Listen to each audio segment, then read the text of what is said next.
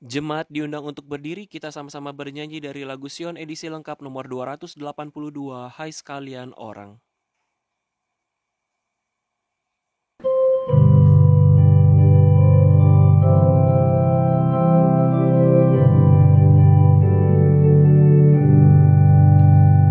Hai sekalian orang yang mengasihi Tuhan, mari bersama memuji, mari bersama memuji kehadirat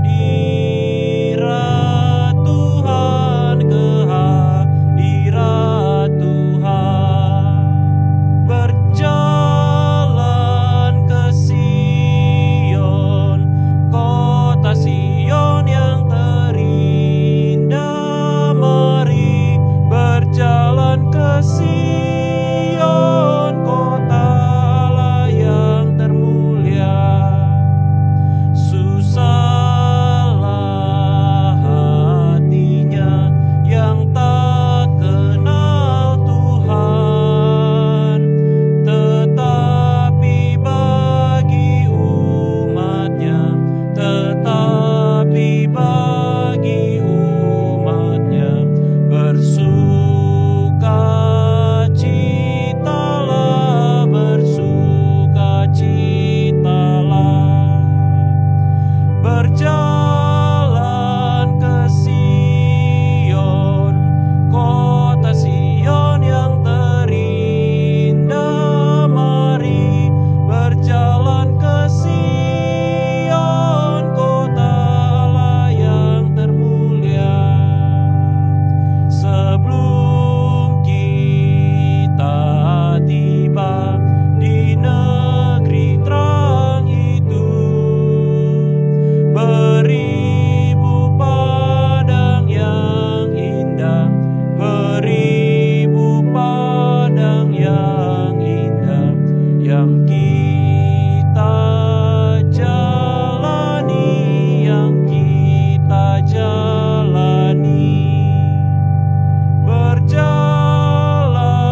ke Sion, kota Sion yang terindah. Mari berjalan ke Sion, kota Allah yang termulia.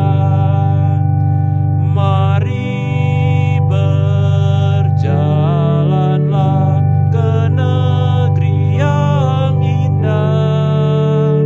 Sapulah air matamu, sapulah air matamu, bersorak-soraklah, bersorak-soraklah.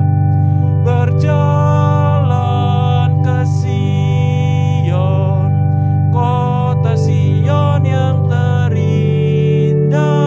Mari berjalan ke Sion, kota Allah yang termulia.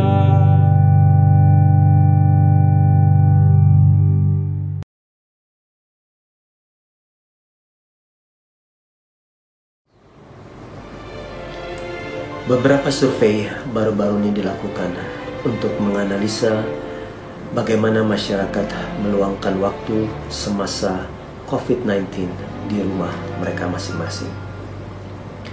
Dan tidak mengherankan, hasil survei menunjukkan bahwa penggunaan sosial media meningkat secara tajam. Dan yang lebih menarik, penggunaan sosial media yang paling aktif adalah di pagi hari saat bangun tidur. Survei tersebut juga mengatakan bahwa lebih banyak waktu diluangkan untuk sosial media, lebih cenderung mereka mengalami stres, depresi, dan anxiety. Mengapa? Karena begitu banyak berita-berita, apalagi seputar COVID-19 yang memberikan kecemasan. Belum lagi ditambah dengan begitu banyak saat ini konten-konten untuk penyebaran ujaran kebencian. Baru-baru ini ratusan perusahaan di Amerika Serikat, terakhir adalah Unilever, memboikot pemasangan iklan di Facebook dan grupnya seperti Twitter, Instagram, WhatsApp, karena mereka menganggap Facebook tidak berhasil meredam penyebaran ujaran kebencian. Jadi sekarang kita bisa bayangkan di pagi hari, di masa-masa yang paling powerful, waktu yang digunakan adalah untuk mengakses sosial media yang dapat membuat mereka stres, depresi, dan anxiety. Dan itu akan menentukan bagaimana hari mereka. So, jadi bagaimana seharusnya kita memulai hari kita? Tuhan Yesus memberikan teladan yang dapat kita lihat di dalam Markus 1 ayat 35. Pagi-pagi benar, waktu hari masih gelap, ia bangun dan pergi keluar. Ia pergi ke tempat yang sunyi dan berdoa di sana. Tuhan Yesus memberikan teladan bahwa hal yang paling pertama, hal yang paling hakiki harus kita lakukan untuk memulai hari kita adalah mempunyai waktu pribadi, waktu yang sunyi bersama dengan Tuhan. Hamba Tuhan Ellen White mengatakan di dalam komentarnya untuk ayat tersebut bahwa masing-masing kita harus secara pribadi dapat mendengar suara Tuhan berbicara kepada hati kita. Pada saat kita dapat menanggalkan segala suara-suara yang lain, pada saat kita dapat mengalahkan segala distraction yang lain, di tengah kesenyapan, di tengah keheningan, kita datang kepadanya, dan disitulah jiwa kita dapat mendengar suara Tuhan lebih nyaring. Disitulah kita dapat mendengar suara Tuhan berkata, berdiam, ketahuilah bahwa aku adalah Tuhan. Dapat kita bayangkan betapa powerful kata-kata Tuhan, terutama pada masa-masa pandemi COVID-19 ini yang penuh dengan stres, depresi, dan kecemasan. Hanya di dalam Tuhan ketenangan yang sesungguhnya bisa kita dapatkan. Kiranya teladan yang Tuhan telah berikan ini dapat menjadi panduan bagi kita untuk bagaimana kita memulai hari-hari kita. Atas nama Gereja Masih Advent Hari ke-7 Jemaat Tionghoa Makarios, kami mengucapkan selamat hari Sabat bagi seluruh keluarga besar Makarios. Kiranya kita semua di dalam keadaan sehat dan di dalam perlindungan Tuhan. Mari kita siapkan hati dan pikiran kita untuk memulai perbaktian di dalam roh dan kebenaran.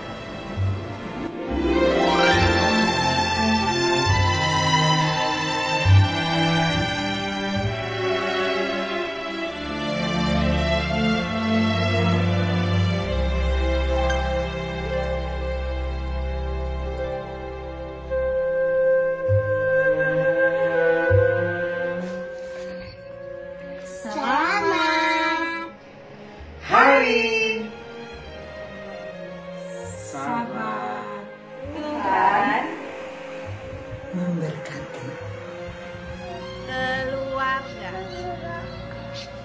Makarios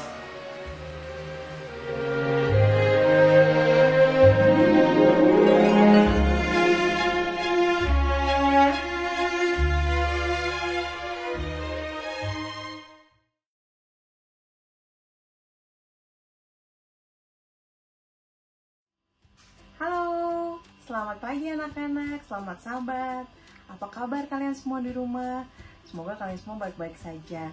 Nah, hari ini kita akan mendengarkan sebuah cerita dari Alkitab yang berjudul Daniel di Gua Singa. Pada suatu waktu, bangsa Yahudi, umat Tuhan, tidak taat lagi padanya. Maka Tuhan membiarkan mereka ditawan musuh. Musuh-musuh itu menghancurkan Yerusalem dan menawan banyak orang Yahudi ke Babel, negeri mereka. Daniel adalah salah seorang Yahudi yang ditawan di Babel. Jika kalian lihat di gambar, Daniel adalah pria yang memakai baju merah di sebelah kanan. Ia percaya kepada Tuhan dan berdoa kepadanya 3 kali sehari. Tuhan memberkati Daniel sehingga ia menjadi pemimpin yang berkuasa di negeri itu. Di negara Babel, ada seorang raja yang bernama Raja Darius. Suatu hari, Raja Darius kedatangan pemimpin-pemimpin di Babel. Pemimpin-pemimpin ini, mereka iri kepada Daniel. Jadi mereka membuat undang-undang baru. Semua orang hanya boleh berdoa kepada Raja Darius. Siapa yang tidak patuh akan dilemparkan ke kandang singa. Dan Raja Darius pun setuju. Daniel tidak menuruti peraturan tersebut. Dia tetap berdoa kepada Tuhan. Maka dari itu dia ditangkap. Raja Darius sedih sebab ia menyukai Daniel. Raja Darius sadar telah dijebak, namun dia tidak bisa mengubah undang-undang itu lagi. Daniel kemudian dilempar ke kandang singa. Wow, singa-singa itu mengaum dan merangkak ke arah Daniel. Daniel hanya bisa berdoa, Tuhan, tolonglah hamba-Mu ini Tuhan. Lalu datanglah seorang malaikat. Tuhan yang mengutusnya. Malaikat menutup mulut singa-singa itu dan Daniel tidak terluka sedikit pun malam itu. Semalaman Raja Darius tidak bisa tidur karena dia memikirkan bagaimana keadaan Daniel. Saat fajar datang, dia cepat-cepat ke gua singa untuk melihat keadaan Daniel. Tuhan mengutus malaikatnya untuk menyelamatkan aku, kata Daniel kepada raja. Raja amat bergembira. Daniel pun ditarik keluar dari kandang singa. Setelah Raja Darius menarik Daniel dari kandang singa, kemudian ia menyuruh agar musuh-musuh Daniel dilempar ke kandang itu. Raja Darius kemudian memerintahkan ke rakyatnya agar menghormati Tuhannya Daniel yang kuat dan hidup. Kalian pasti sudah mendengarkan ceritanya dengan seksama. Jika iya, kalian bisa beritahu nggak kira-kira Daniel itu siapa sih? Kemudian apa kebiasaan Daniel setiap hari?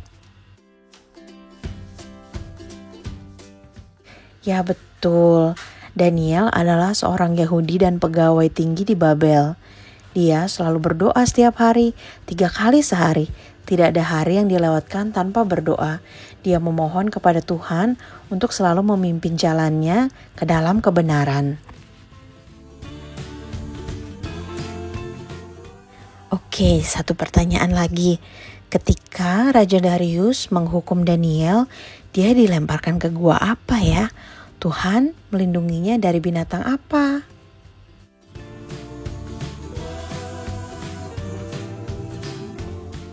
Jawabannya adalah nomor 3, yaitu singa. Ketika Daniel dihukum ke gua singa, dia berdoa kepada Tuhan, kemudian Tuhan mengutus seorang malaikat. Malaikat tersebut menutup mulut singa-singa itu dan Daniel tidak terluka sedikit pun. Melalui cerita ini, kita dapat belajar akan betapa pentingnya pengucapan doa. Dari awal, Daniel tahu bahwa jika dia berdoa kepada Tuhan, kemungkinan besar dia akan mendapatkan masalah. Dia akan mendapatkan hukuman karena melanggar peraturan. Namun, Daniel bukannya jadi berhenti berdoa atau bersembunyi dalam berdoa, melainkan dia tetap berdoa dengan penuh semangat seperti dia biasanya berdoa. Nah, anak-anak semua diharapkan anak-anak bisa menjadi seperti Daniel ya, yang tidak takut dalam mengakui Tuhan. Jangan sampai kita berhenti memuliakan dan berdoa kepada Tuhan di dalam kehidupan kita hanya karena ada orang yang tidak suka dengan iman kita. Ya, cerita tentang Daniel sudah selesai. Maka dari itu kita tutup dengan doa. Anak-anak lipat tangannya, tutup matanya, tundukkan kepala, mari kita berdoa. Tuhan Yesus, terima kasih ya Tuhan atas berkat yang telah Kau berikan untuk ibadah Sabat kami hari ini. Terima kasih atas firman yang telah Kau berikan melalui cerita Daniel. Semoga anak-anak kami bisa menjadikan Daniel seorang teladan dan mereka bisa berdoa kepadamu selalu dalam keadaan susah maupun dalam keadaan senang.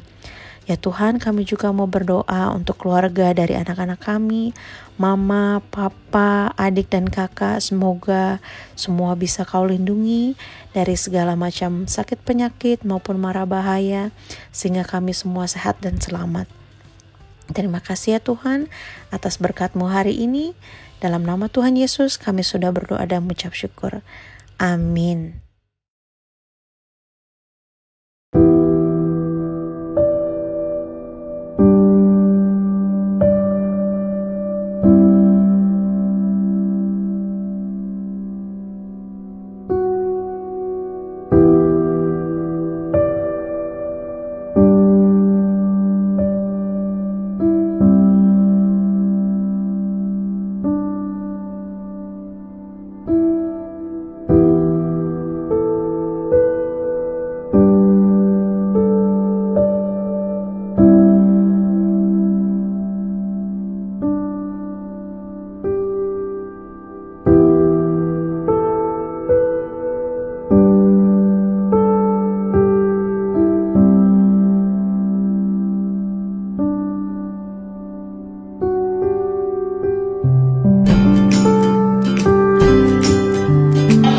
Final score 81.70, receiving gold medal goes to Voice of Macarius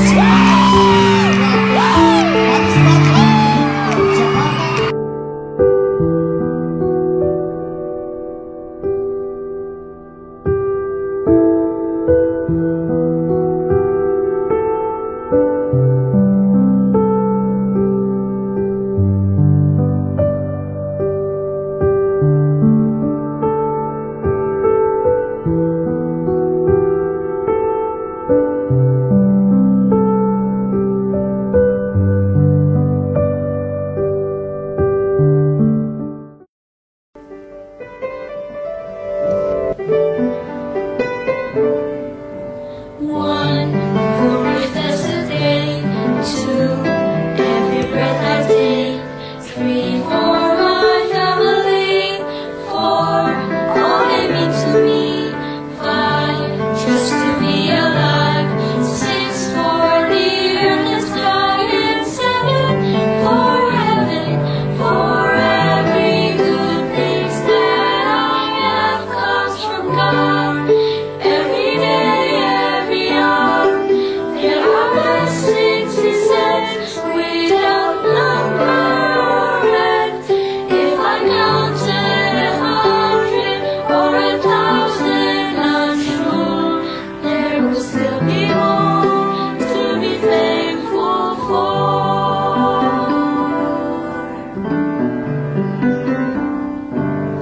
8, for the chance to grow. 9, hearts and hands and soul. 10, for the eyes to see all God has given me. I could go on, counting down all day long. I know He is with me for every good thing that I have comes from God. Every day, every hour, there are blessings He sends without number or end. And I'm sure there will still be more. There will still be more and more to be thankful for.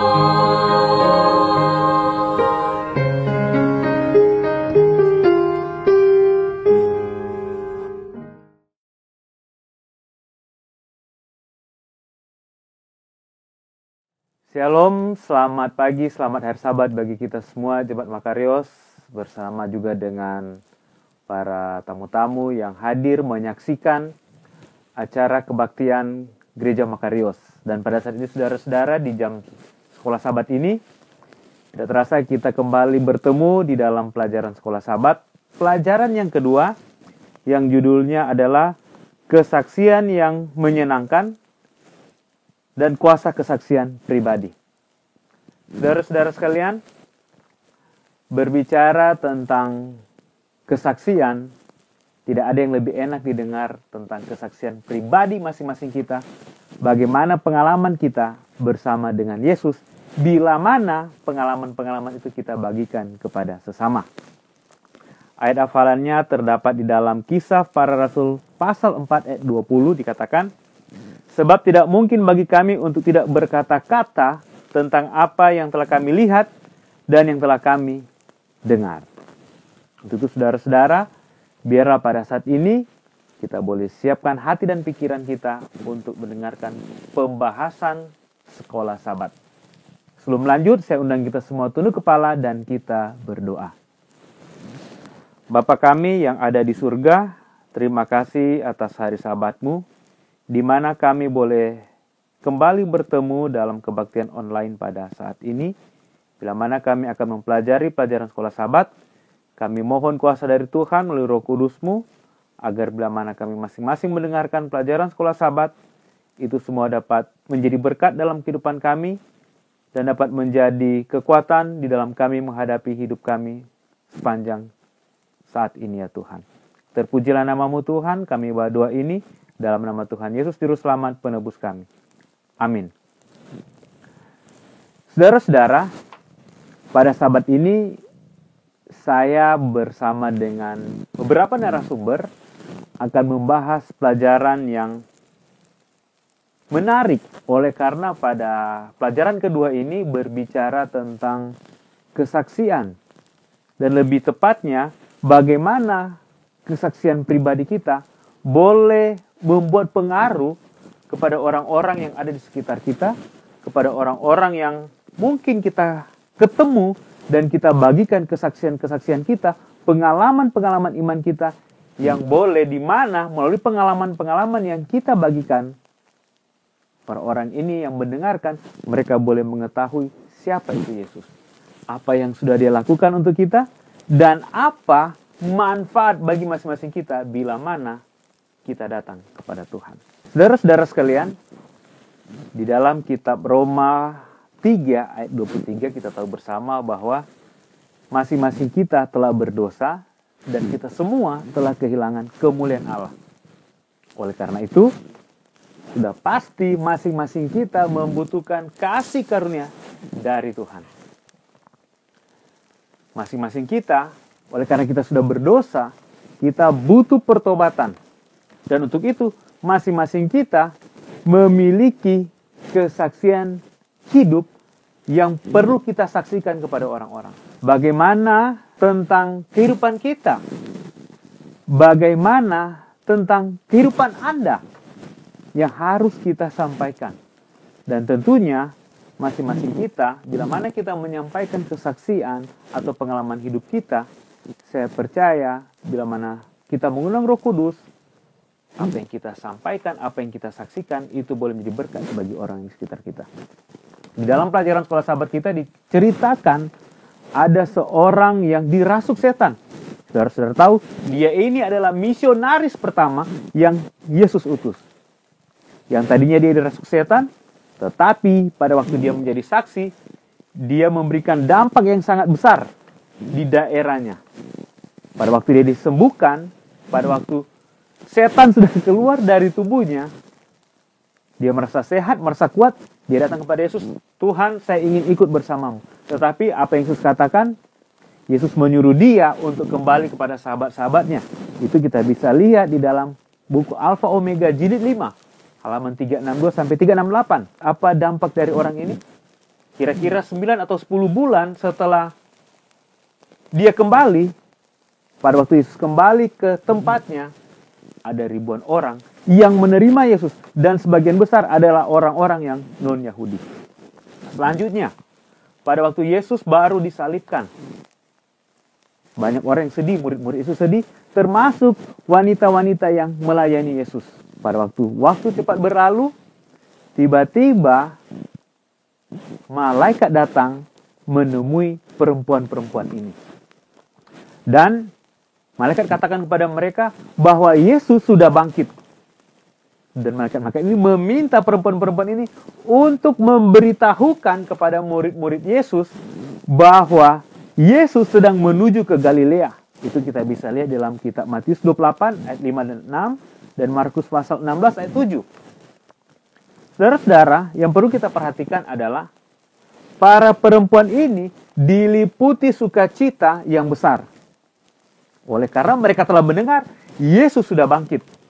Dan mereka segera berlari menemui para murid dan menceritakan bahwa Yesus sudah bangkit.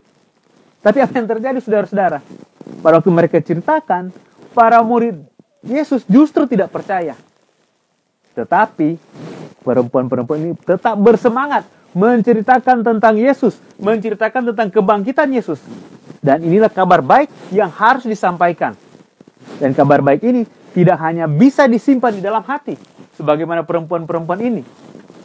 Di saat mereka telah mendengar Yesus sudah bangkit, mereka dengan semangat, dengan gembira memberitakan tentang kebangkitan Yesus. Saudara-saudara sekalian, saya percaya masing-masing kita memiliki banyak pengalaman hidup. Bagaimana kita mengenal Yesus, bagaimana Yesus mengubahkan hidup kita. Dan menjadi harapan saya pribadi, saudara-saudara, dan kita semua, tentunya dimanapun kita berada, kita harus menjadi saksi yang hidup.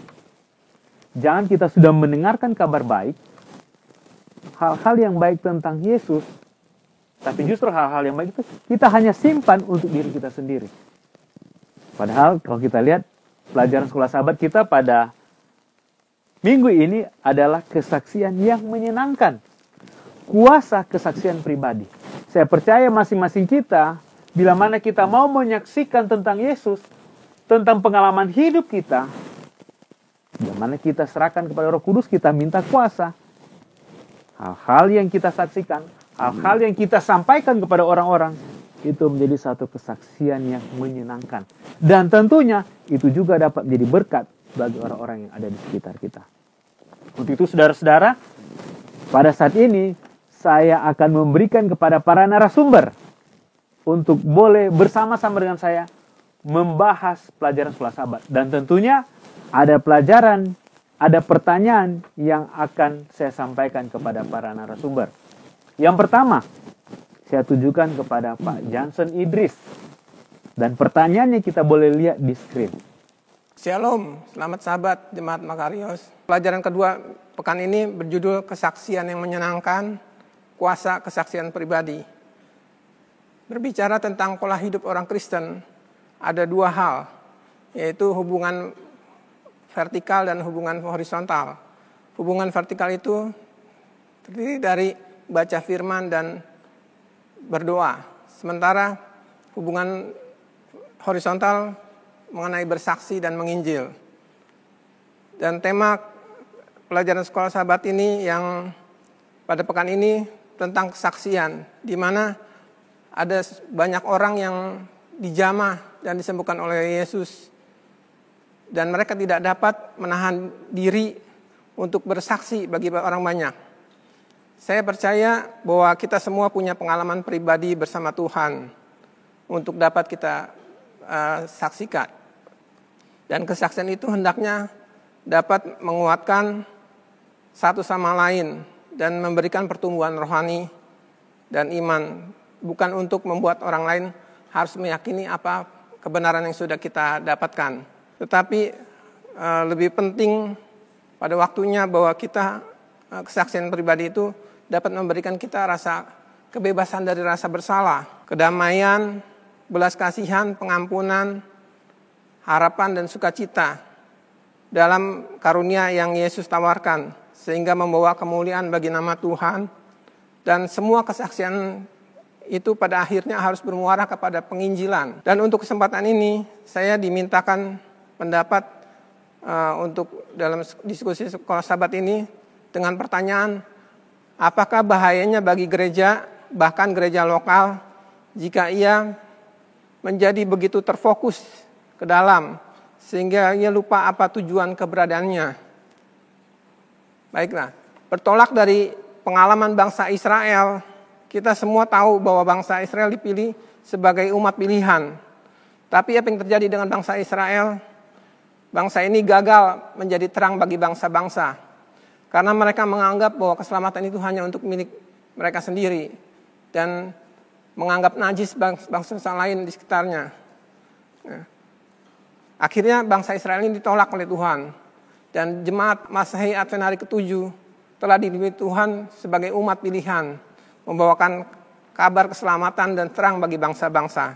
Setelah bangsa Israel ditolak Tuhan, Gereja Masehi Advent harus mengambil tugas sebagai pembawa terang bagi bangsa-bangsa.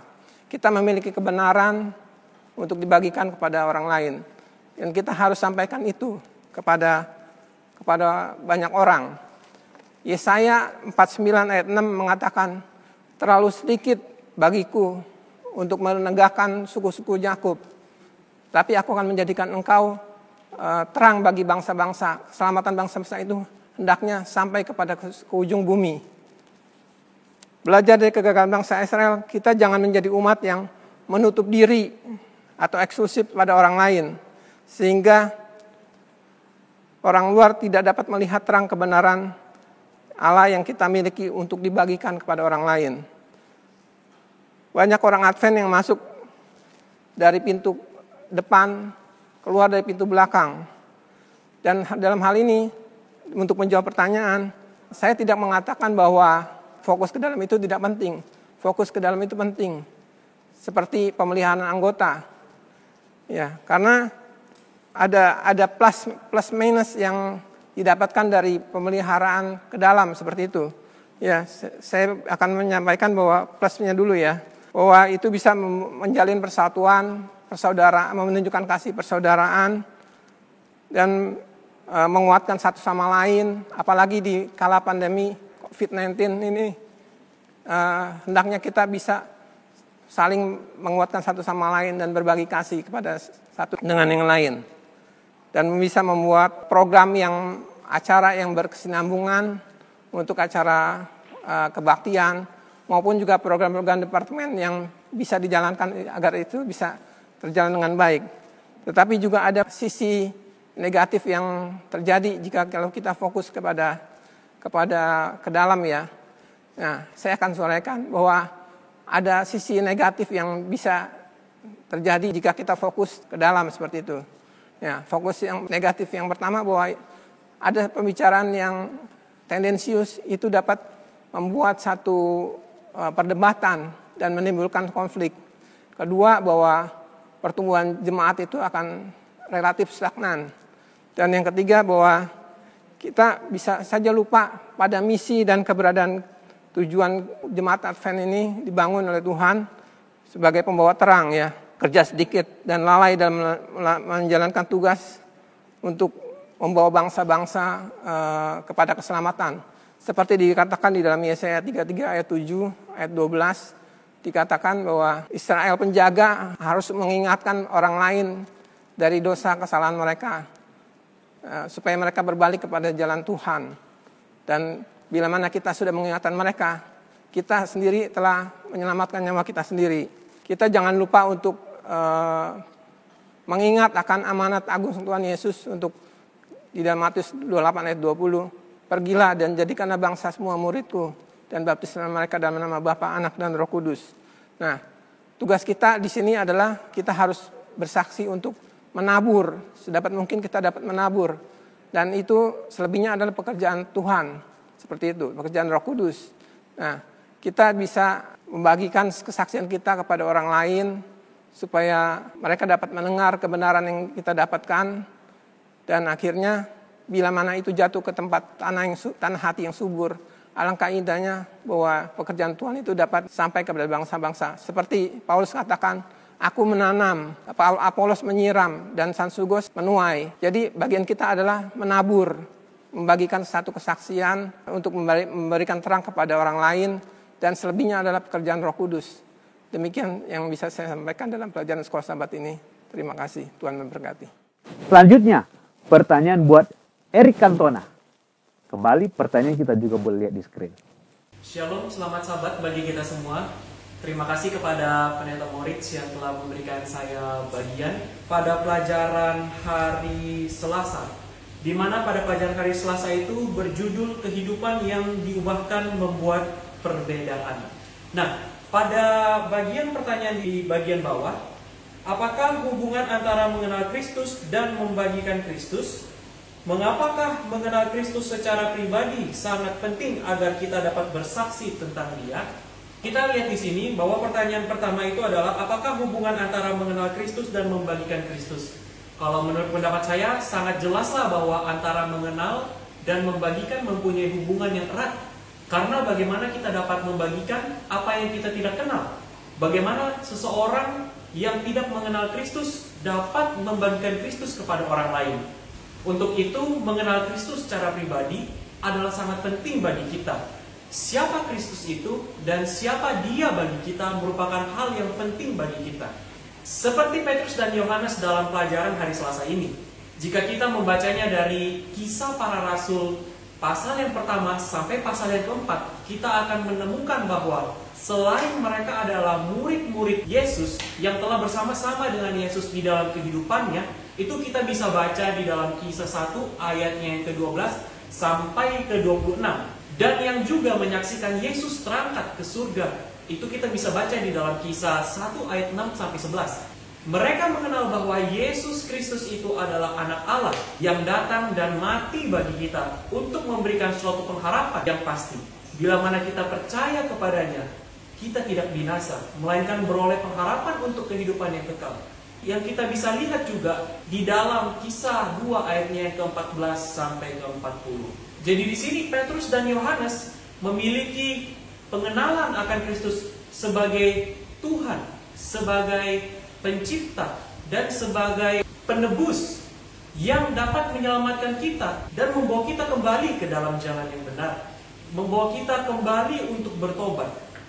Dan karena kabar bahagia ini, mereka ingin membagikannya kepada orang lain agar bertobat, memberikan diri untuk dibaptis dalam nama Yesus, untuk menerima pengampunan dan mendapatkan keselamatan. Itu kita bisa baca dan kita bisa temukan di dalam Kisah 2 ayat 38 sampai 40. Nah, Kisah Para Rasul 4 ayat yang ke-12 juga menguatkan. Di situ tertulis, dan keselamatan tidak ada di dalam siapapun juga selain di dalam Dia. Sebab di bawah kolong langit ini tidak ada nama lain yang diberikan kepada manusia, olehnya kita dapat diselamatkan. Jadi Petrus dan Yohanes memiliki sesuatu hal pengenalan akan Kristus, bahwa Kristus dapat memberikan keselamatan bagi kita. Yesus Kristus dapat memberikan keselamatan bagi kita. Dan bagi saya pribadi, yang saya kenal serta percaya adalah bahwa Yesus itu adalah jalan keselamatan dan hidup. Dan tidak ada seorang pun yang dapat datang kepada Bapa jikalau tidak melalui Yesus. Oleh sebab inilah saya ingin membagikan Kristus kepada orang lain yang mungkin belum tahu atau mungkin belum kenal. Dan bagi saya, Yesuslah pengharapan di dalam kehidupan saya, dalam setiap sukacita ataupun setiap masalah di dalam hidup ini. Dia yang membuat saya kuat melalui semuanya.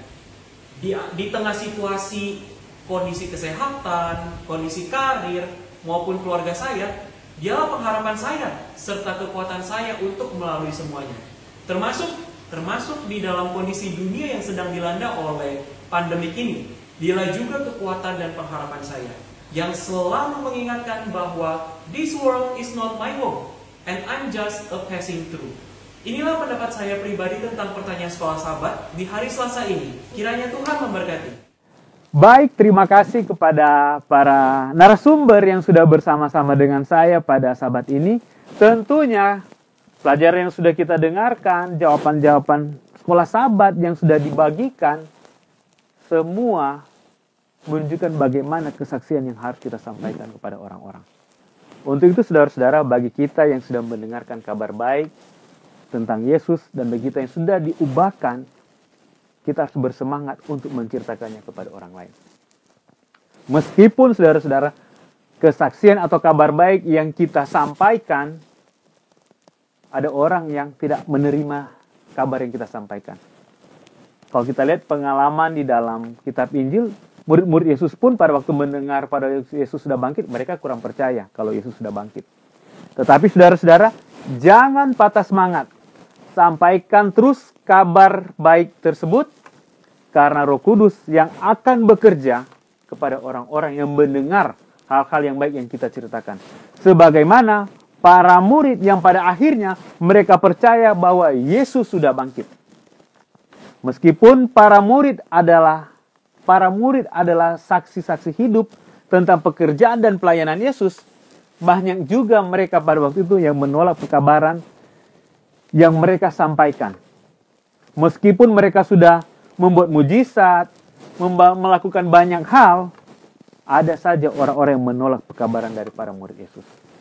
Tetapi saudara-saudara, bagi kita, begitu seseorang datang kepada Yesus, maka begitu cepat pula lah dia lahir dalam hatinya. Suatu kerinduan yang keluar dari hatinya untuk memberitahukan kepada orang lain betapa indah, betapa besarnya berkat bila mana kita bersahabat dengan Tuhan. Kebenaran yang menyelamatkan dan menyucikan tidak dapat dipendam di dalam hatinya. Itu kita bisa dalam buku Kebahagiaan Sejati halaman 88. Itu saudara-saudara, biarlah masing-masing kita pada saat ini, biarlah kita boleh bersaksi. Tetapi bersaksi bukan tentang diri kita. Bukan betapa jahatnya hidup kita di masa yang lalu. Atau betapa baiknya kita saat ini. Tetapi biarlah apa yang kita saksikan adalah tentang Yesus. Tentang kasihnya Yesus, tentang karunia-Nya, tentang rahmat-Nya, dan pengampunannya bagi masing-masing kita. Dan kuasanya yang kekal untuk menyelamatkan masing-masing kita. Kiranya Tuhan memberkati kita semua pada sabat ini. Amin.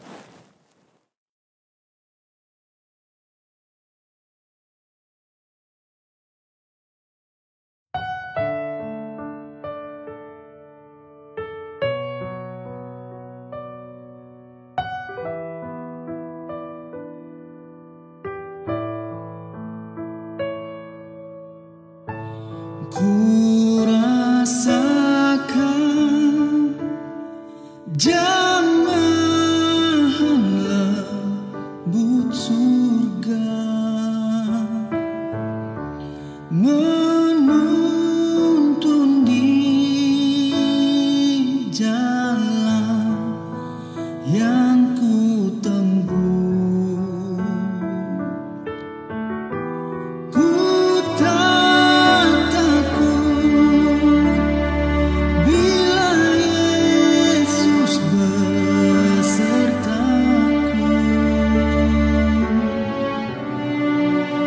karena ku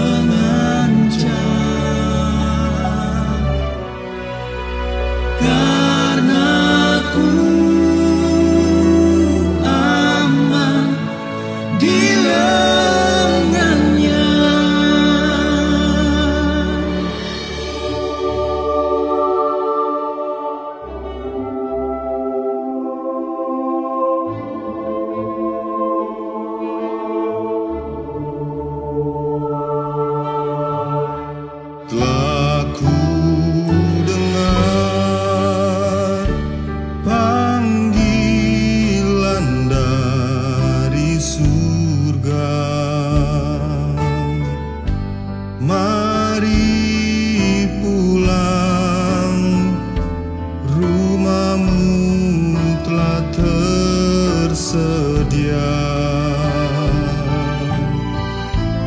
Ku kan tunggu surga rumah yang kekal, karena ku aman di lengannya.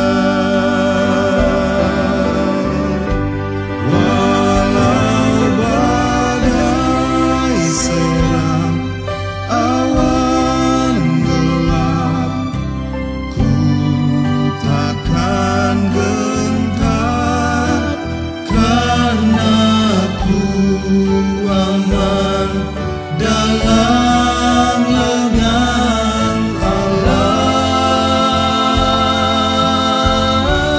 Dia sertaku, bahaya tak mengancam,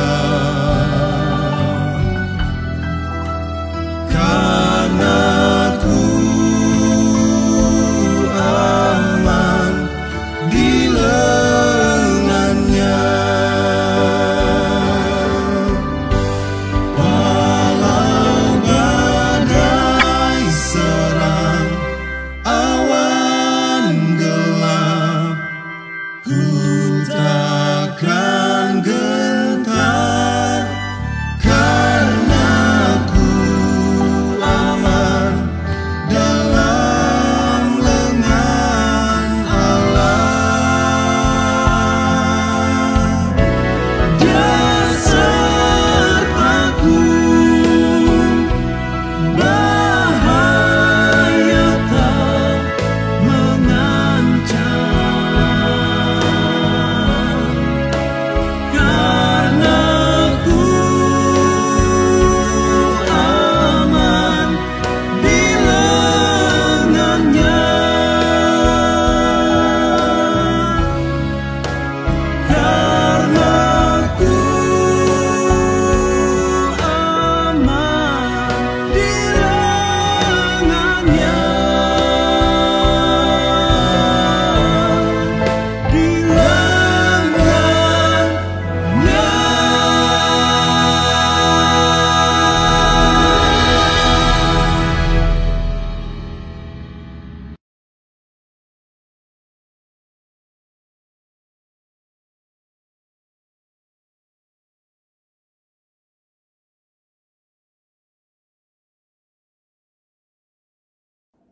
Selamat Hari Sabat, kita bertemu lagi secara online untuk yang ketiga kalinya. Bagaimana keadaan Anda saat ini? Masih tetap semangat? Menjadi doa dan harapan kita bersama. Naungan sayap perlindungan Tuhan, Mazmur 91 ayat 4, 5 dan ayat 6 tetap menjadi bagian kita bersama. Saya akan melanjutkan seminar kesehatan tentang prinsip 7K. Jangan lupa bahwa tujuan dari belajar nutrisi berdasarkan prinsip 7K ini adalah supaya makanan yang kita makan akan dapat menyediakan dan mencukupi vitamin, mineral, dan antioksidan tanpa menyebabkan kelebihan atau kekurangan kalori dan tidak berbahaya bagi tubuh manusia dalam periode waktu pendek maupun periode waktu yang panjang. Pada pertemuan yang pertama, kita sudah belajar tentang prinsip kondisi, di mana kita belajar bahwa tidak semua orang bisa makan, misalnya pisang, atau bayam, atau susu, atau kacang. Kondisi seseorang akan membuat kebutuhan dan toleransi terhadap makanan menjadi berbeda-beda, sehingga tidak bisa digeneralisasi. Nah, pada pertemuan kedua, kita telah belajar bahwa kebutuhan nutrisi berdasarkan kondisi akan sangat mudah untuk direalisasikan dengan menggunakan bahan-bahan makanan tumbuhan yang utuh, sehingga jenis makanan-makanan ini disebut memiliki kualitas yang terbaik untuk saat ini.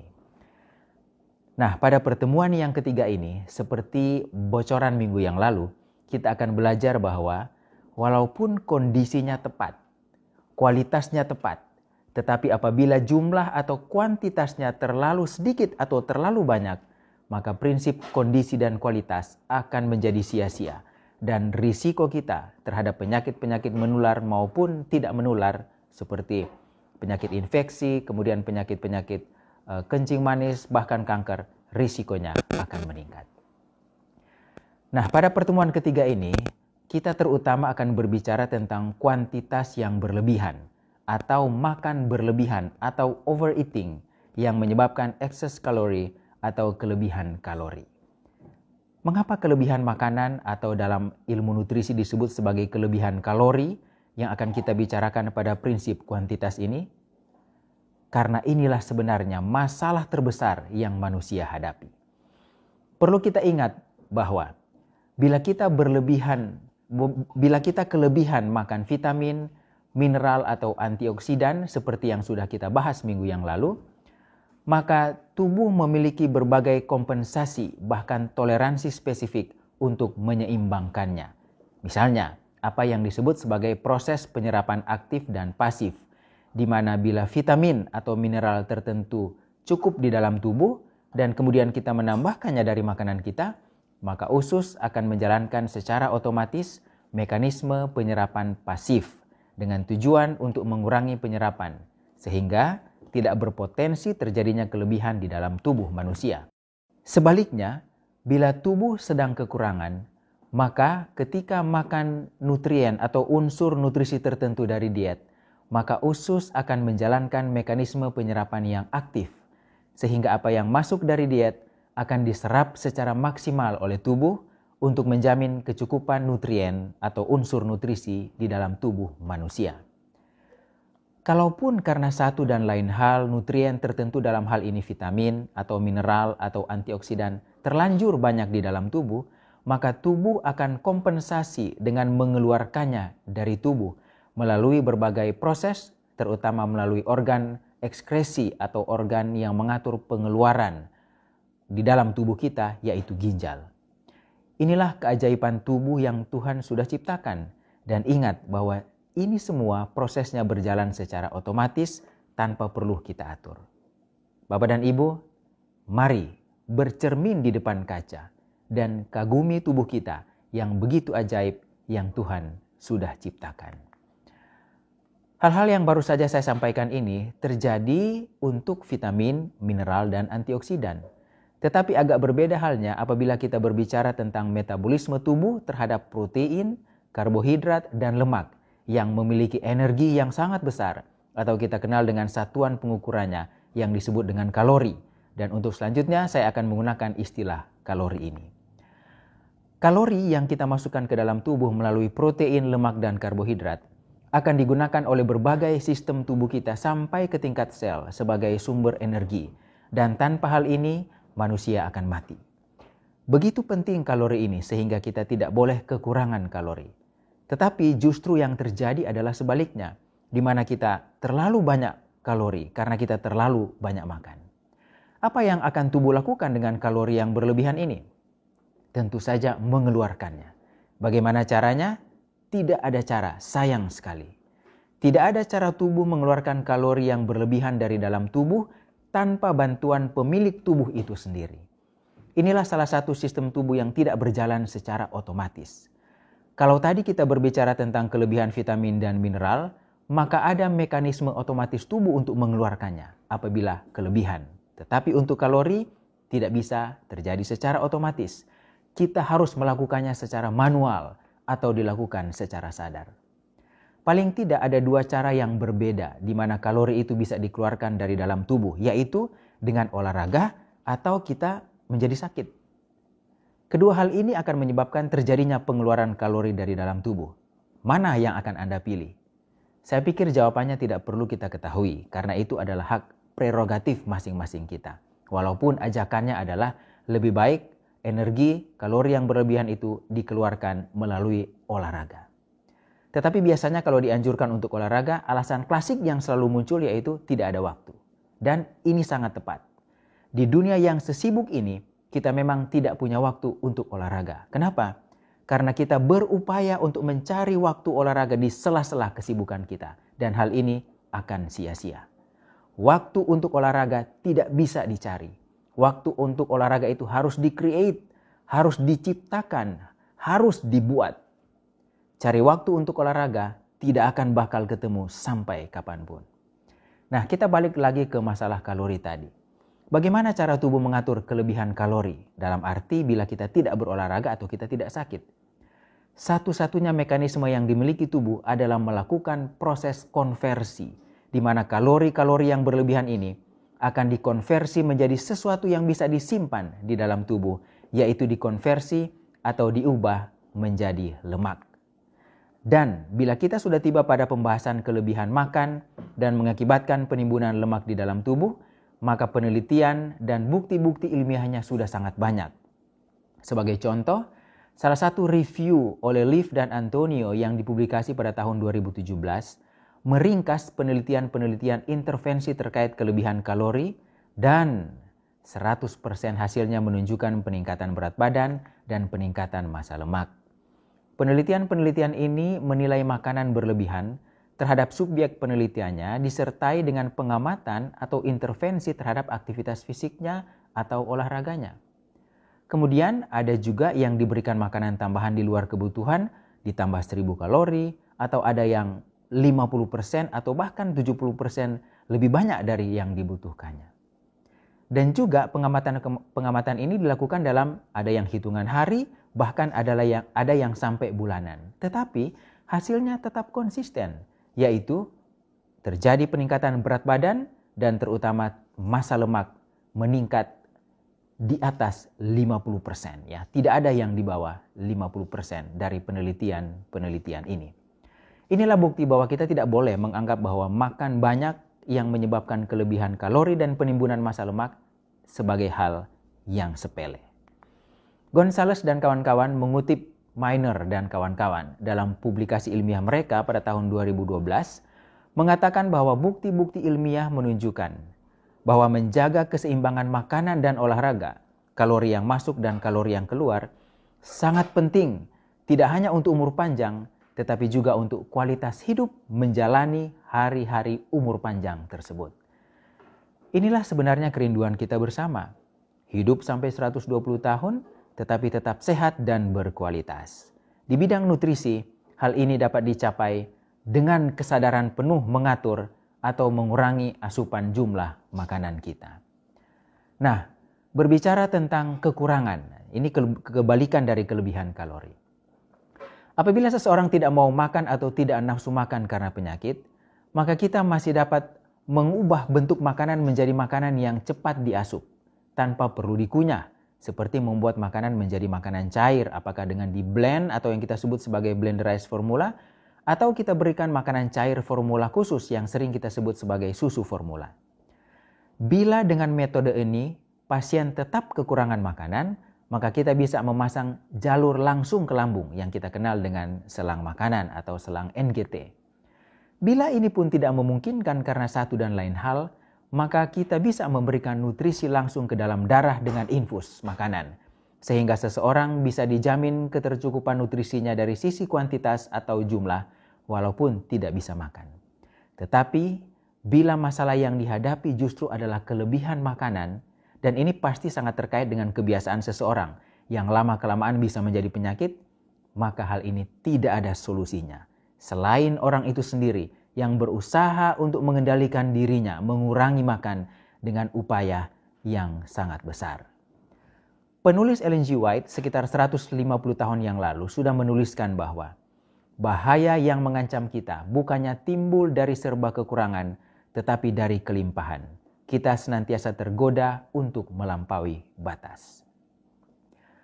Penelitian Garcia dan kawan-kawan yang dipublikasi tahun 2018 menuliskan bahwa penderita penyakit jantung memiliki berbagai masalah bahkan terkait kondisi psikologisnya, yaitu kecemasan, stres, kemarahan, dan depresi.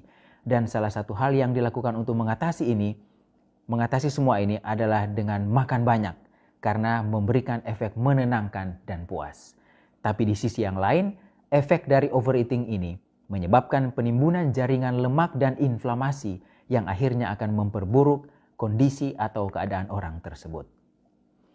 Di era COVID-19 sekarang ini, FAO pun memberi rekomendasi selain makan sayur, buah, dan kacang-kacangan, juga menganjurkan kita untuk makan secukupnya dan hindari overconsumption atau overeating yang akan menyebabkan kita kelebihan kalori dan berdampak buruk terhadap kesehatan. Selanjutnya meningkatkan risiko kita terhadap penyakit infeksi maupun penyakit kronis degeneratif. Alasan yang sama dengan Garcia juga disampaikan oleh FAO bahwa kita makan banyak kadang-kadang terjadi karena kita mencari kesenangan dari makanan. Ingat bahwa kita makan karena kita butuh, bukan karena kita senang. Makan untuk hidup dan bukan hidup untuk makan. Bapak dan Ibu, pengaturan jumlah tidak berlaku hanya untuk makanan yang tidak sehat, tetapi juga untuk makanan yang kita sebut sebagai makanan yang sehat.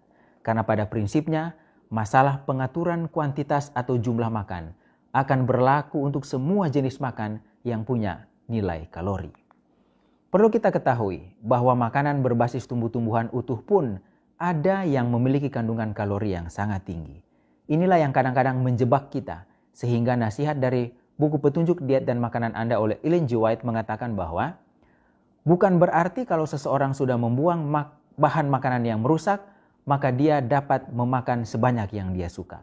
Kebiasaan makan terlalu banyak akan merusak mesin tubuh dan menghalangi pekerjaannya, walaupun makanan itu berkualitas tinggi. Nah, mari kita perhatikan tabel berikut ini dan perhatikan jumlah kalori bahan makanan tumbuhan utuh. Ini bukan minyak dan bukan lemak hewani. Tabel ini berdasarkan berat yang sama, dalam hal ini gram atau 100 gram.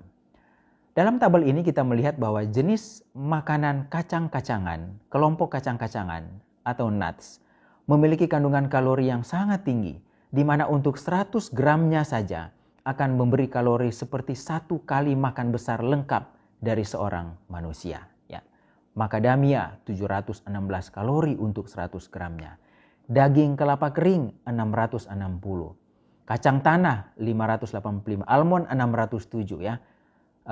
Wijen yang dikeringkan itu 573. Chia seed yang dikeringkan mencapai 490.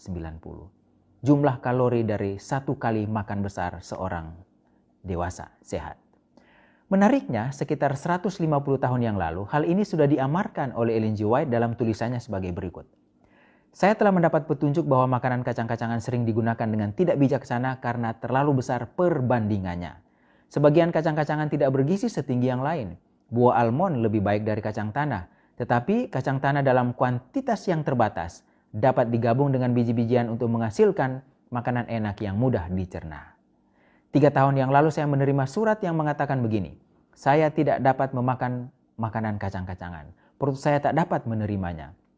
Lalu diberikanlah beberapa resep pada saya dapati bahwa ada bahan lain yang harus dicampur dengan itu supaya cocok cita rasanya, dan jangan menggunakan perbandingan yang begitu besar. Bapak dan Ibu perhatikan kalimat berikutnya, 1/10 sampai 1/6 bagian kacang-kacangan sudah cukup. Bervariasi menurut campuran, kami mencobanya dan ini berhasil. Bila kita coba konversi tulisan 150 tahun lalu ini dengan anjuran 1 porsi makanan kacang-kacangan yang dianjurkan saat ini di bidang nutrisi, maka kita akan menemukan kecocokan. Ini hal yang luar biasa. Mari kita lihat. Anjuran 1/10 sampai dengan 1/6 dari kebutuhan makanan total atau makanan 1 hari. Misalnya kebutuhan makanan 1 hari itu adalah 1.500 kilokalori. Maka itu berarti 1/10 sampai dengan 1/6-nya adalah 150 sampai dengan 250 kilokalori kebutuhan kalori dari kacang-kacangan.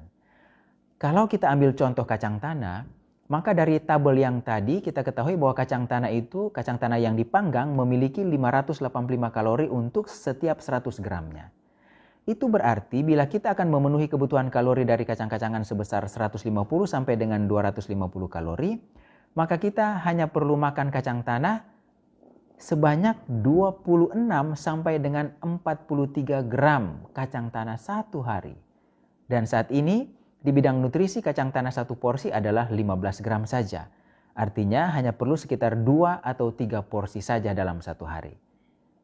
Video berikut ini saya coba membuat bagaimana kita mengkonversi 2 atau 3 porsi kacang tanah 15 gram untuk 1 porsinya dalam bentuk 1 sendok makan. Mari kita lihat video ini. Di sini kita punya kacang tanah yang sudah disangrai, kemudian ada timbangan, dan kemudian kita mau konversi ke berapa sendok satu porsi 15 gram kacang tanah yang sudah disangrai. Oke, mari kita nyalakan.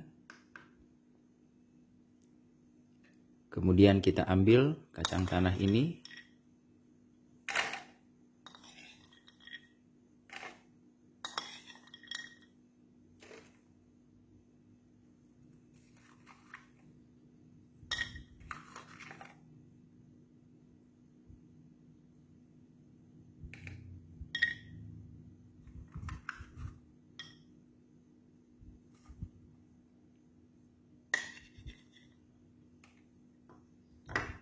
Oke, anggaplah ini sudah 15 gram. Ini berarti satu porsi dari kacang tanah, 15 gram kacang tanah. Dan kita coba taruh di wadah piring. Dan kita kembali ukur dengan sendok. Maka kita akan menemukan kurang lebih 1 sendok. Dan kemudian kurang lebih setengahnya, ya. Tidak sampai 2 sendok kacang tanah untuk satu porsi kacang tanah. Sendok makan yang biasa kita pakai untuk makan sehari-hari.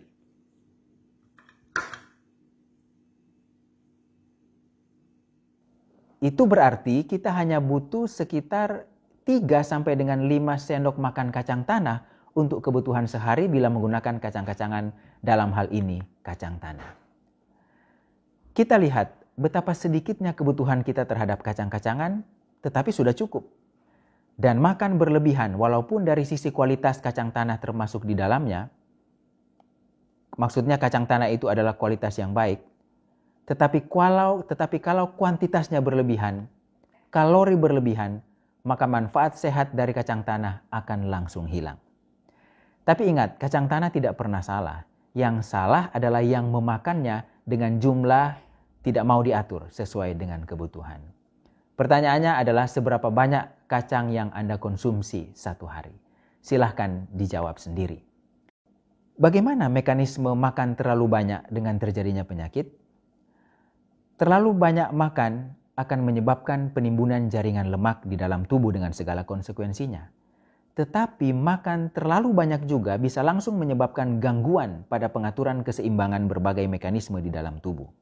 Bowden dan kawan-kawan dalam penelitian mereka menyimpulkan bahwa terlalu banyak makan, bahkan kelebihan kalori dalam 1 atau 2 hari saja akan menyebabkan terjadinya stres oksidatif dan resistensi insulin pada laki-laki dewasa yang sehat.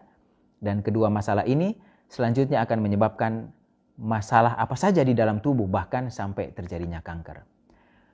Bapak dan Ibu, penting sekali untuk belajar mengendalikan selera dalam hal jumlah makanan, lebih tepatnya jumlah kalori di dalam makanan kita. Bila kita tidak berusaha untuk mengontrol atau menahan diri dalam soal pengendalian jumlah makan ini, maka semakin lama kemampuan kita untuk menahan diri akan semakin berkurang dan semakin sulit kita untuk mengendalikan diri soal jumlah makanan. Penelitian Moore dan kawan-kawan menggambarkan suatu siklus lingkaran setan, di mana hal satu akan memperberat hal yang lain dan semakin memperberat hal yang awal, sehingga akhirnya keadaan seseorang semakin buruk. Ada 3 bagian otak yang dilibatkan dalam masalah ini, yang bisa Bapak dan Ibu lihat di slide ini.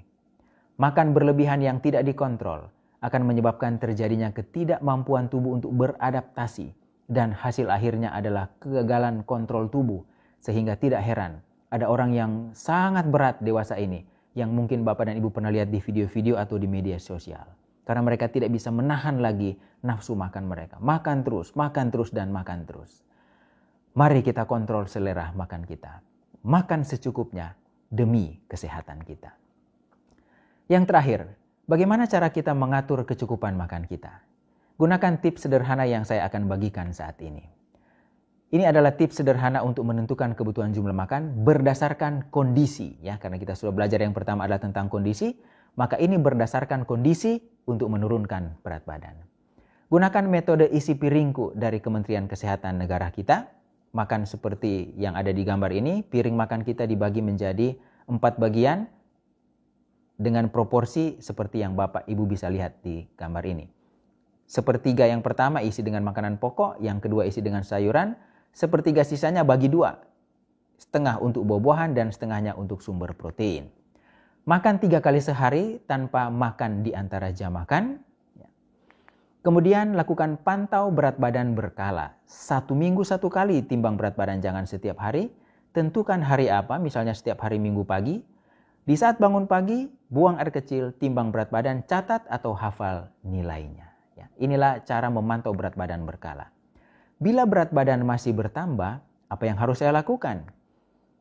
Dari makan 3 kali berdasarkan isi piringku, lakukan pengurangan kalori dengan melakukan reduksi piring makan kita. Ya, ini istilah saja sebenarnya yang saya gunakan. Kita bisa tetap makan di piring yang sama dengan mengurangi jumlah secara keseluruhan, tetapi proporsinya tidak boleh diubah. Kita lihat gambar ini. Kemudian setelah itu, pantau lagi berat badan berkala sampai Bapak dan Ibu menemukan ukuran piring yang sesuai secara individual, tidak meningkatkan atau menurunkan berat badan lagi. Itu berarti inilah porsi makan saya. Apa sebenarnya penyebab utama terjadinya penyakit dewasa ini? Langes dalam publikasi ilmiahnya menyebutkan bahwa penyakit-penyakit dewasa ini bukan karena defisiensi atau kekurangan nutrien tertentu, tetapi karena overconsumption, overeating, terlalu banyak makan atau terlalu banyak kalori. Ini dipublikasi tahun 2019 yang lalu. Tidak heran, doa Bapa Kami yang sering kita ucapkan bahkan hafalkan, ada unsur jumlah makanan yang Tuhan sampaikan di situ. Tuhan tidak meminta untuk memberikan jenis makanan dengan kualitas terbaik, tetapi justru meminta untuk memberikan makanan secukupnya. Artinya, makan secukupnya untuk hidup dan untuk sehat. Ingat sekali lagi, kita makan untuk hidup dan bukan hidup untuk makan. Sampai bertemu pada pertemuan berikutnya. Tuhan memberkati kita.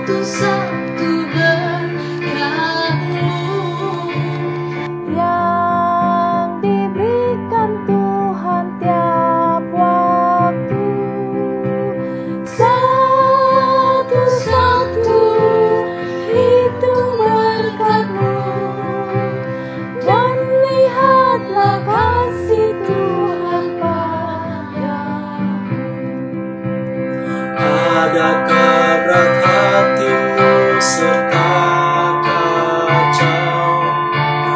Adakah berat salibmu di atas bau? Hitung berkatmu dan hatimu yang berat akan bergemar dan tak lagi penat. Hitung satu-satu berkatmu yang diberikan Tuhan tiap waktu. Satu-satu hitung berkatmu dan lihatlah kasih Tuhan padamu. Bila kamu lihat orang yang mewah, ingat harta surga terlebih indah. Berkat-berkat yang tak dapat dibeli akan kamu terima di negeri yang suci. Hitung satu-satu berkatmu yang diberikan Tuhan tiap waktu. Satu-satu hitung berkatmu dan lihatlah kasih Tuhan padamu. Dalam kesusahan dan kencobaan, ingat kuasa Tuhan memberikan, dan malaikat Tuhan juga mau jaga sepanjang perjalananmu dalam dunia. Itu satu-satu berkatmu yang diberikan Tuhan tiap waktu. Satu-satu hitung berkatmu dan lihatlah kasih Tuhan padamu.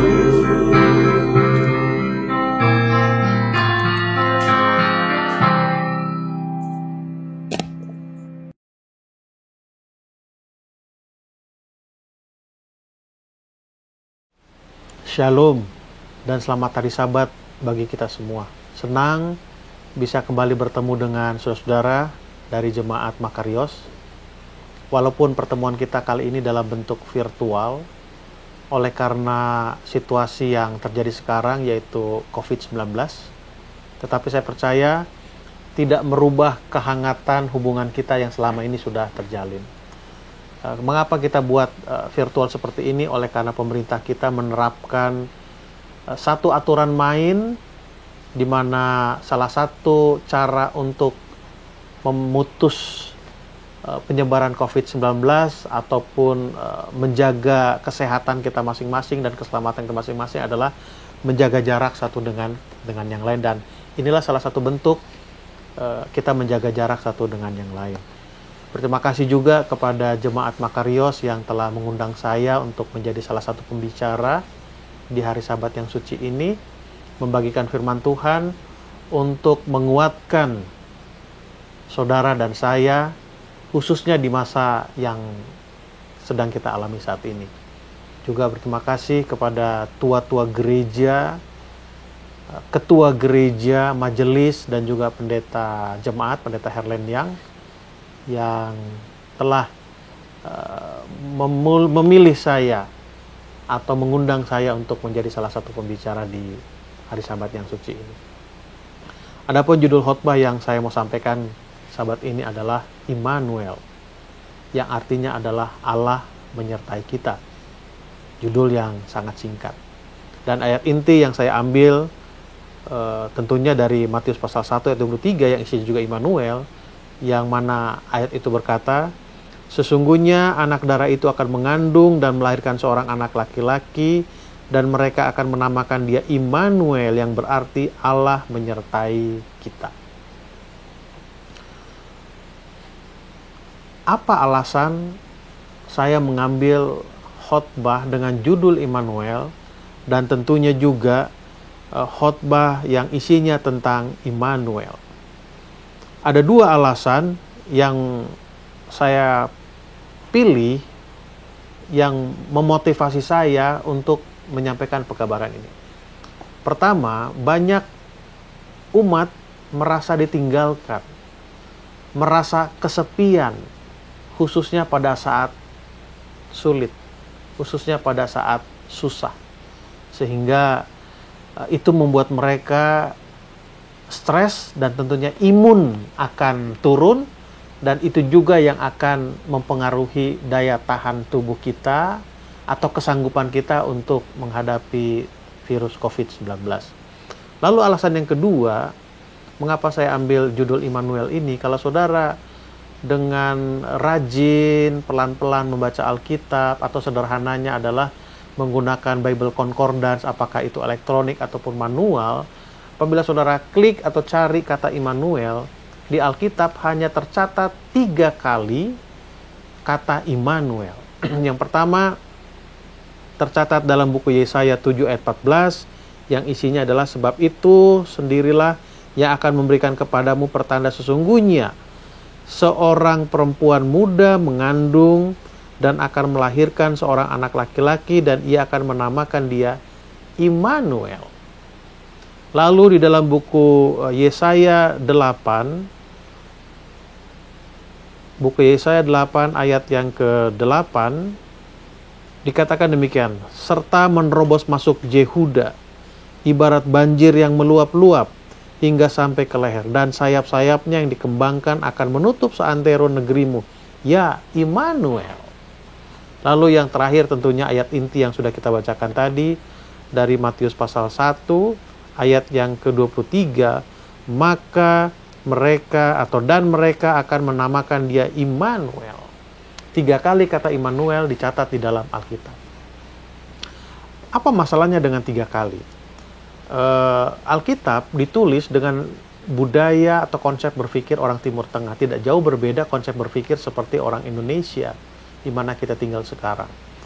Kalau ada satu kata yang diulangi beberapa kali, itu mengartikan bahwa kita perlu memperhatikan kata itu. Contohnya, di perusahaan kalau ada peringatan 3 kali, SP1, 2, 3, berarti itu satu hal yang perlu diperhatikan. Kalau kita diperingati 3 kali, berarti kesalahan kita itu sudah fatal. Artinya, itu adalah satu hal yang sangat penting. Dan pemirsa, saudara-saudara yang kekasih dalam nama Tuhan Yesus Kristus, yang mau saya bicarakan kali ini adalah konsep Immanuel, konsep Immanuel, dan akan menjawab beberapa pertanyaan, sejak kapan Immanuel itu ada, dan sampai kapankah Immanuel itu akan tetap ada. Baik, saudara yang kekasih dalam nama Tuhan Kristus, kembali kalau kita membaca Alkitab dengan teliti, dengan sabar, maka kita bisa simpulkan bahwa Alkitab itu terbagi 3 kelompok besar. 3 kelompok besar. Yang pertama adalah kelompok sebelum jatuh ke dalam dosa. Lalu kelompok yang kedua adalah setelah manusia berdosa. Lalu kelompok yang ketiga atau bagian yang ketiga adalah manusia atau dunia ini dipulihkan dari dosa. Kelompok yang pertama atau bagian yang pertama, dunia belum jatuh ke dalam dosa, kita bisa lihat di dalam Kejadian pasal 1 ayat 1 sampai Kejadian 3 ayat ketiga. Lalu bagian yang kedua, yaitu setelah manusia berdosa, dicatat di dalam Kejadian 3 ayat 4 sampai Wahyu pasal 20. Lalu kelompok yang ketiga atau bagian yang ketiga dunia tidak berdosa, atau dosa sudah tidak ada di dunia, manusia sudah tidak berdosa lagi, itu bisa kita lihat dari Wahyu pasal 21 dan Wahyu pasal 22. Jadi saya mengistilahkan tiga kelompok ini. Yang pertama adalah zaman Eden, yang kedua adalah zaman Edan, lalu yang ketiga kembali ke zaman apa? Ke zaman Eden. Paling tidak kita akan membicarakan konsep Immanuel ini dari kelompok yang pertama, bagian yang pertama, dan juga bagian yang kedua.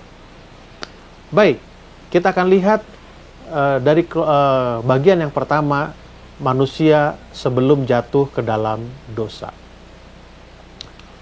Apabila kita membaca Alkitab kita dari buku Kejadian pasal yang ketiga, ayat yang ke-8, kita bisa mendapatkan satu kesimpulan di sana. Baik, kita bacakan ayatnya.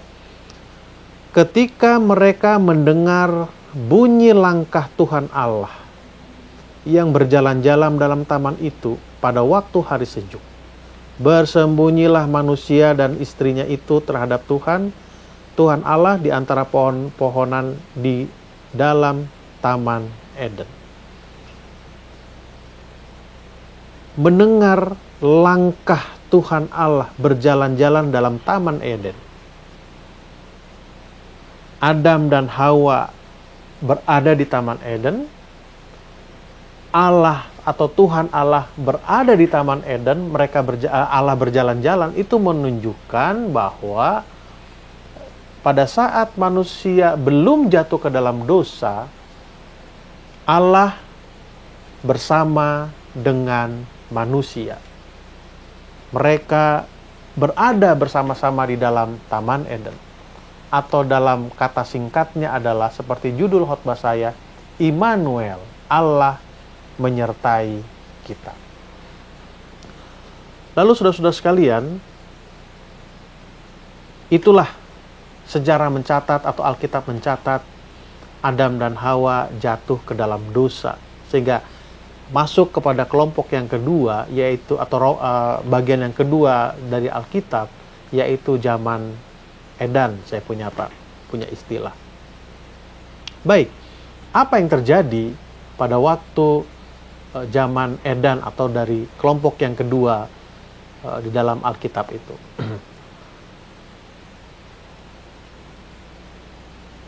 Saya sering perhatikan banyak orang begitu mudahnya mengatakan, oh kamu berdosa, oh kamu melakukan ini berdosa, seolah-olah kitalah yang menentukan siapa yang berdosa, siapa yang tidak, lalu apa itu dosa, apa itu tidak dosa.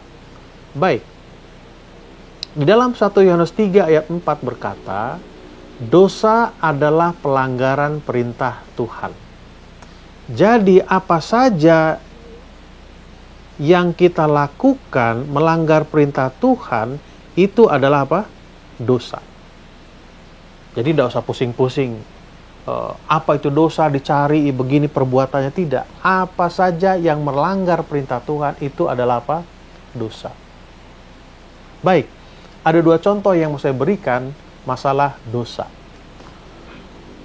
Pertama, saya sering perhatikan kalau kita mengadakan kebaktian kebangunan rohani atau membicarakan tentang kesehatan, reformasi kesehatan.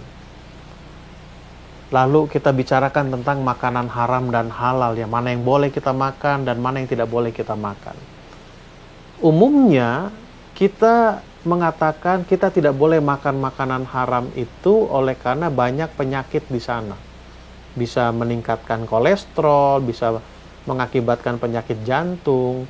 Tapi jangan lupa sekarang sudah banyak obat beredar untuk menurunkan kolesterol, untuk menghilangkan lemak-lemak atau lemak-lemak darah yang tidak baik. Jadi dengan kata lain, kalau saudara makan makanan haram itu, lalu saudara kolesterolnya naik, lemak jeleknya naik di darah, saudara minum saja obat itu. Dengan kata lain, saudara akan netral lagi kolesterol dan lain sebagainya itu. Tetapi yang seharusnya kita katakan kenapa kita tidak memakan makanan haram itu oleh karena arah perintahkan. Jadi pada waktu kita melanggar perintah Tuhan tentang makanan yang haram dan halal, itu dinyatakan berdosa. Oleh karena 1 Yohanes 3 ayat 4 berkata, dosa adalah melanggar perintah Tuhan. Lalu contoh yang kedua, kita bisa lihat dari 1 Samuel 15 ayat pertama sampai ayat yang ke 35, di mana cerita ini adalah Allah memberikan perintah kepada Samuel, sampaikan pesanku ini kepada Raja Saul. Judulnya adalah Tuhan menolak Saul. Apa yang terjadi di sana? Di dalam ayat 1 Samuel 15 dikatakan demikian, berkatalah Samuel kepada Saul, aku telah diutus oleh Tuhan untuk mengurapi engkau menjadi raja atas Israel umatnya, oleh sebab itu dengarkanlah bunyi firman Tuhan. Apa firman Tuhan? Beginilah firman Tuhan, aku akan membalas apa yang dilakukan orang Amalek kepada orang Israel, karena orang Amalek menghalang-halangi mereka ketika orang Israel pergi dari Mesir. Lalu apa katanya? Jadi pergilah sekarang, kalahkanlah orang Amalek. Itu perintah Tuhan kepada Saul yang disampaikan melalui Samuel. Jadi pergilah sekarang, kalahkanlah orang Amalek. Tumpaslah segala yang ada padanya. Dan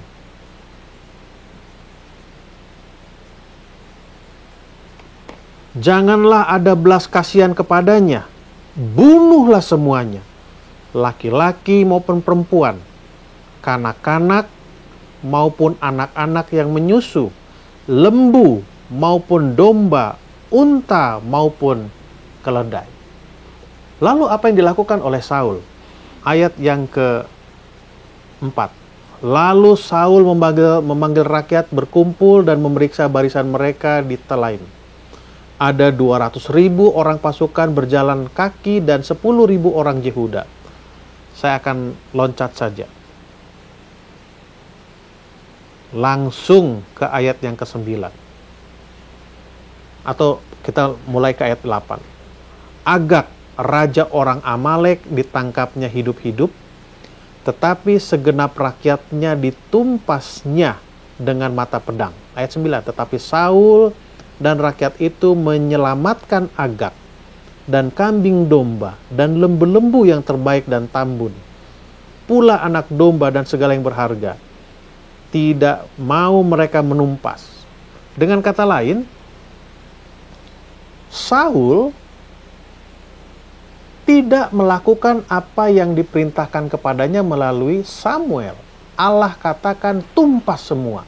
Tetapi yang dilakukan oleh Saul adalah dia tumpas rakyat, tapi rajanya diselamatkan. Lalu binatang-binatang yang seharusnya ditumpas semua, dia ambil yang sehat-sehat. Lalu apa yang Saul katakan kepada Samuel di dalam cerita itu? 1 Samuel 15. Berkatalah Saul kepada Samuel, aku telah berdosa, sebab telah kulangkahi titah Tuhan dan perkataanmu. Tetapi aku takut kepada rakyat, karena itu aku mengabulkan permintaan mereka. Jadi Saul bercoba untuk menyelamatkan diri dengan mengatakan bahwa dia membela para rakyat. Jadi dengan kata lain, saudara-saudara sekalian, dosa adalah melanggar perintah Tuhan. Itu poinnya. Yang pertama cerita ilustrasi tentang makanan, lalu yang kedua ilustrasi bagaimana Tuhan memerintahkan Saul melalui Samuel untuk menumpas Raja Agag, orang Amalek itu. Tapi yang dilakukan oleh Saul adalah dia tidak melakukan apa yang Tuhan katakan. Baik, kita masuk kepada bagian yang kedua. Sebelum masuk kepada bagian kedua, saya mau simpulkan bahwa dosa adalah melanggar perintah Tuhan. Lalu setelah itu, apa status yang disandang oleh Adam dan Hawa? Kalau kita baca buku Ulangan pasal 11 ayat 27 dan 28. Oke, sebelum kita baca ayat itu, saya akan memberikan keterangan sedikit. Kita sering salah mengartikan apa itu berkat, apa itu kutuk. Sering kita bayangkan berkat itu sesuatu yang indah-indah, sesuatu yang wah-wah, prestasi-prestasi, lalu kutuk itu sesuatu yang mengerikan. Tapi mari kita lihat apa yang dikatakan Alkitab, definisi daripada berkat dan kutuk. Ulangan pasal yang ke-11 ayat 27 dan 28 dikatakan, berkat apabila kamu mendengarkan perintah Tuhan Allahmu. Lalu ayat 28, dan kutuk jika kamu tidak mendengarkan perintah Tuhan. Sederhananya adalah berkat adalah mendengar perintah Tuhan dan kutuk adalah tidak mendengarkan perintah Tuhan. Jadi pada waktu Adam dan Hawa, pada waktu manusia mendengarkan perintah Tuhan, status mereka adalah diberkati. Artinya hubungan mereka baik. Tetapi pada waktu Adam dan Hawa dan kita tidak mendengarkan perintah Tuhan, kita dinyatakan berdosa. Karena 1 Yohanes 3:4 berkata dosa adalah melanggar perintah Tuhan. Lalu status kita ada terkutuk. Artinya terkutuk adalah terpisah dari Tuhan. Seperti di dalam buku Yesaya pasal yang ke-59 ayat yang kedua berkata, tetapi yang merupakan pemisah antara kamu dan Allahmu ialah segala kejahatanmu. Dan yang membuat dia menyembunyikan diri terhadap kamu sehingga ia tidak mendengar ialah segala dosamu. Dosa dengan kejahatan adalah sama. Dosa, kejahatan adalah melanggar perintah Tuhan. Dengan kata lain, zaman Eden itu keadaan kita terkutuk, terpisah dari Tuhan. Oleh karena apa? Dosa kita. Tetapi Allah yang kita punya adalah Allah yang penuh kasih. Kasih agape. Kasih yang tidak menuntut balas orang katakan. Tetapi kalau kita baca arti kata sebenarnya, agape itu dalam bahasa Inggris tidak ditulis love, tapi charity, yang artinya adalah kasih yang berlandaskan prinsip. Dengan kata lain, bagaimanapun keadaan manusia, maka Allah akan tetap mengasihi. Dengan kata lain, pada waktu manusia sebelum berdosa, Allah tetap Allah Immanuel.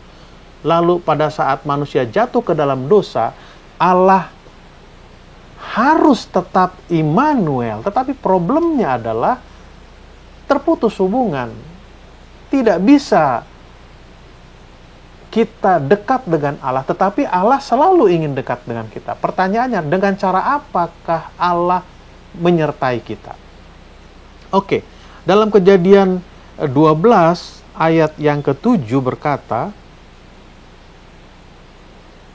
ketika Tuhan menampakkan diri kepada Abraham dan berfirman, aku akan memberikan negeri ini kepadamu, kepada keturunanmu, maka didirikannya di situ mezbah bagi Tuhan yang telah menampakkan diri kepadanya.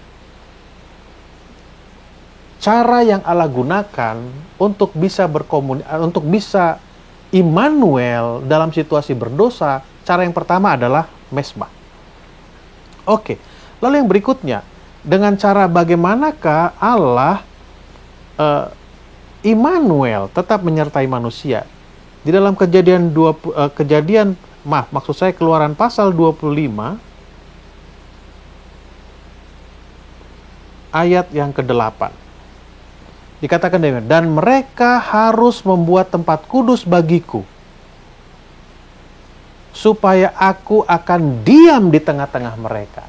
Jadi alat atau cara yang kedua yang Allah gunakan agar manusia yakin bahwa Allah menyertai mereka walaupun dalam suasana berdosa, awalnya adalah mezbah, lalu yang kedua adalah kemah suci, tabernakel, yang isinya juga adalah mezbah, yang mana di atas mezbah itu adalah terpotong domba, yang artinya adalah Immanuel.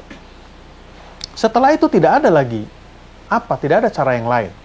Lalu masuk ke dalam Matius pasal Yang pertama, ayat yang ke-23 tadi, sebagai ayat inti kita. Apa dikatakan? Dia menamakan dia Immanuel, yang artinya Allah menyertai kita. Alasan kenapa saya memilih judul khotbah Immanuel, karena 3 kali dicatat di dalam Alkitab. Lalu setelah manusia jatuh ke dalam dosa, cara yang Allah gunakan untuk meyakinkan manusia Immanuel adalah mesbah. Lalu yang kedua adalah kemah suci. Lalu yang ketiga itu adalah Yesus sendiri, yaitu apa? Immanuel. Yang ketiga adalah hal yang apa? Yang sangat penting. Lalu yang berikutnya, berapa lamakah Immanuel itu akan menyertai kita? Ini satu pertanyaan yang penting juga untuk kita jawab. Apakah hanya sesekali saja, atau ada konsep yang lain bahwa Allah tetap Immanuel? Oke, di dalam Matius 28 ayat 20, dan ajarlah mereka melakukan segala sesuatu yang telah kuperintahkan kepadamu, dan ketahuilah, aku menyertai kamu senantiasa kepada akhir zaman. Tapi kenyataannya Yesus kan naik ke sorga. Jadi bagaimana konsep Immanuel? Baik, di dalam Yohanes 14 ayat 16. Yohanes 14 ayat yang ke-16. Aku meminta kepada Bapa, dan Ia akan memberikan kepadamu seorang penolong yang lain, supaya Ia menyertai kamu selamanya. Jadi setelah Immanuel yang sebenarnya itu, cara yang ketiga Yesus menjelma, atau Allah itu menjelma menjadi Yesus, lalu dia pergi ke sorga. Siapa penggantinya? Penggantinya adalah Roh Kudus. Ayat ini berkata bahwa Roh Kudus itu akan menyertai kita selama-lamanya. Jadi kenapa kita harus takut? Immanuel. Jadi alat, atau dengan cara bagaimana Allah menyertai manusia. Pertama itu adalah mesbah, yang kedua itu adalah kemah suci, lalu yang ketiga Yesus sendiri datang. Atau Allah yang menciptakan kita datang menjelma menjadi manusia, dan disebut namanya siapa? Yesus, yaitu juga apa? Immanuel. Tapi dia sudah pergi ke sorga. Yang ketiga, yang berikutnya yang muncul itu adalah Roh Kudus. Baik, sekarang kita akan melihat dari sudut pandang yang lain masalah Immanuel. Kita akan lihat dari jumlah kitab yang ada di dalam Alkitab. Kita sama-sama tahu bahwa Alkitab itu terdiri dari 66 buku. Ada perjanjian lama dan juga ada perjanjian baru. Saya tidak perlu ulangi berapa jumlahnya, saya percaya saudara-saudara sudah tahu. Jadi kalau kita lihat dari komposisi jumlah buku, buku yang pertama itu adalah Kejadian. Buku Kejadian mencatat tentang Immanuel. Artinya tidak perlu lagu. Lalu setelah Kejadian, atau kelompok yang kedua itu zaman Edan. Apakah Alkitab mencatat bahwa Yesus menyertai kita dengan arti kata Immanuel? Kalau 66 buku dibagi 2, berarti dia ada 33 buku. Buku yang ke-33 di Alkitab adalah buku Mika. Saudara boleh baca dalam Mika pasal yang ke-5 ayat yang ke-3. Di sana ada satu kata demikian. Maka ia akan bertindak dan akan menggembalakan mereka dalam kekuatan Tuhan, dalam kemegahan nama Tuhan Allahnya. Mereka akan tinggal tetap, sebab sekarang ia menjadi besar sampai ke ujung bumi. Dan dia menjadi damai sejahtera apabila Asyur masuk ke negeri kita dan apabila ia menginjak tanah kita, maka kita akan membangkitkan melawan dia 7 gembala, bahkan 8 memimpin apa? Memimpin manusia.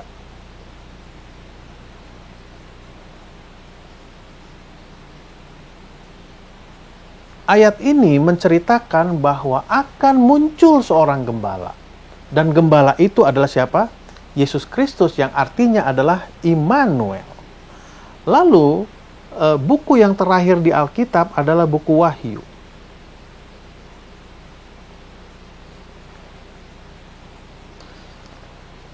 Di dalam Wahyu pasal 20 ayat 21 itu pasal terakhir dan ayat yang terakhir. Isinya adalah Yesus menyertai kamu sekalian. Sederhananya adalah buku yang pertama menyatakan Immanuel, buku pertengahan buku Mika menyatakan Immanuel, lalu buku yang terakhir juga menyatakan apa? Immanuel. Yang berikutnya, saya ingat waktu anak saya masih kecil, Jeremy, saya ingat masih belum sekolah waktu itu, kalau dia merasa ketakutan, merasa tidak nyaman, dia akan mendekat kepada saya, dia akan peluk tangan saya. Itu mengartikan bahwa dia akan merasa nyaman kalau saya ada sangat dekat dengan dia. Kalau bisa masuk langsung ke hatinya, tetapi tidak bisa. Nah, bagaimana caranya dia meyakinkan bahwa saya ada di hatinya? Dia akan peluk erat lengan saya. Oke, sekarang menjadi pertanyaan, seberapa dekatkah Immanuel itu menyertai kita? Oke. Di dalam 1 Korintus 3 ayat 16.